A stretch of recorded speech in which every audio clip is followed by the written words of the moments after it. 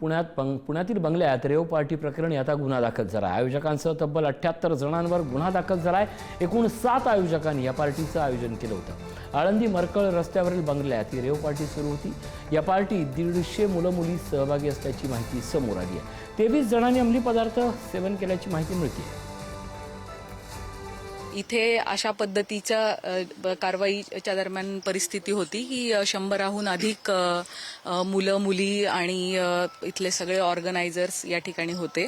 त्यांच्याकडे त्यांनी कुठली परवानगी वगैरे घेतली आहे का ह्याची पडताळणी केली असता असं लक्षात आलंय की एक्साईजची त्यांनी दिनांक 6 रोजी 1 वाजल्यापासून ते रात्री 11:30 वाजेपर्यंतची परवानगी त्यांच्याकडे होती, परंतु ती परवानगी संपल्यानंतर देखील त्यांनी या ठिकाणी दारूची पार्टी ही कंटिन्यू केलेली आहे।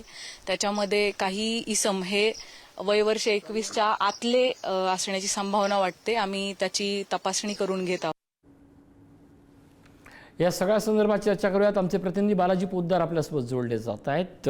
बालाजी, या सगळ्या संदर्भात आयोजकांवर गुन्हा दाखल झाला आहे। तब्बल 78 जणांवर हा गुन्हा दाखल झाला आणि सगळ्यात महत्त्वाचं म्हणजे पार्टीत 150 मुलं-मुली असल्याची माहिती मिळते। आणखीन काय अपडेट आहेत बालाजी?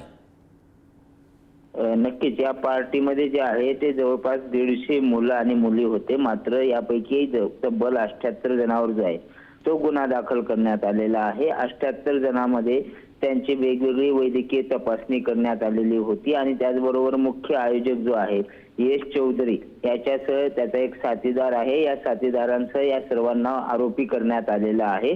काल रात्री ही सगळी पार्टी सुरू असताना सकाळी पोलिसांनी छापेमारी केलेली होती, मात्र खूप उशिरापर्यंत आहे तो गुन्हा दाखल होत नव्हता।